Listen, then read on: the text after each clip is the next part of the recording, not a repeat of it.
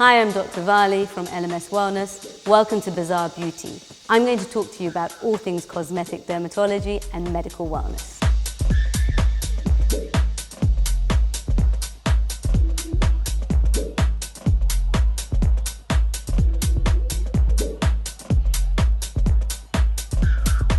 When a patient walks into your room, normally they have an image of what they want to look like, or they come in with an Instagram picture. And the Instagram picture is usually of Kylie Jenner's lips, or J-Lo's jawline, or something of a celebrity that they've seen. But that might not suit the patient. And what we need to do is we need to assess the patient correctly to identify what is their strongest feature and what is their weakest feature. Now, there's something called the gaze analysis. The gaze analysis is when you look at someone, you look straight into their eyes, and then you look at their teeth.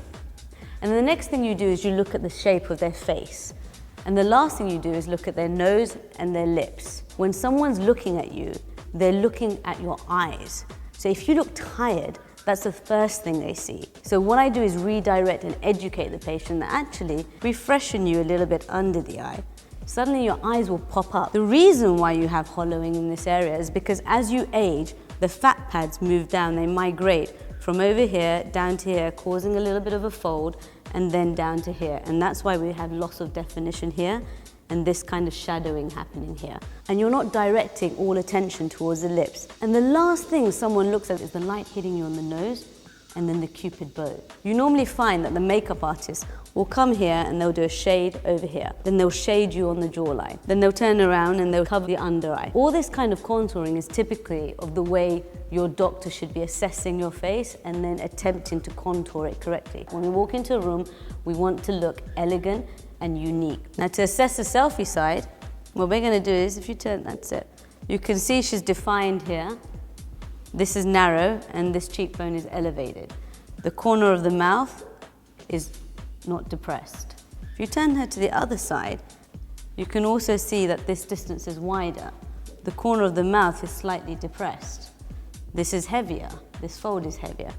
So this is your selfie side. So if I know her selfie side, my job is now to correct this side to match this side. And now she's symmetrical and the light is hitting her correctly, so all her features stand out symmetrically, and she looks fresh, but she doesn't look done. She looks contoured correctly.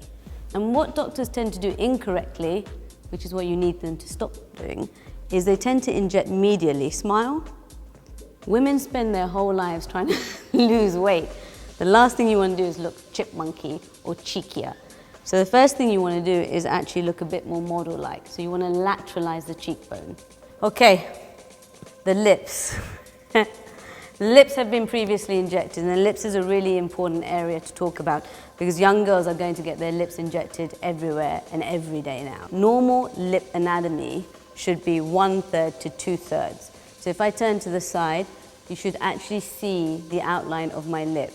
It shouldn't be like this or like this. 50-50 is nice if you're not contouring anything else.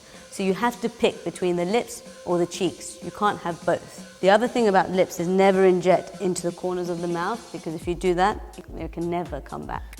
Good lip filler or good injection technique should feel like your own lip. You should not be able to feel any lumps or bumps, so you can see that her top lip is projecting over her bottom lip. So the practitioner or the doctor hasn't compensated this correctly. Now, if I did that and I volumized her bottom a little bit more, suddenly she looks a bit more proportionated. The other thing you have to look at is lip symmetry. This is wider than this side. So I have to come in and correct the asymmetry of the lip. A really popular thing, or a really popular area nowadays, is the nose. You can also, with a little bit of Botox, reduce the nasal flare, which is what I have when I smile, so that your nose stays in exactly the same plane when you're smiling. But be very careful of injecting up here, because yes, it looks great from the side, but front on, you're actually causing your nose to look a lot bigger.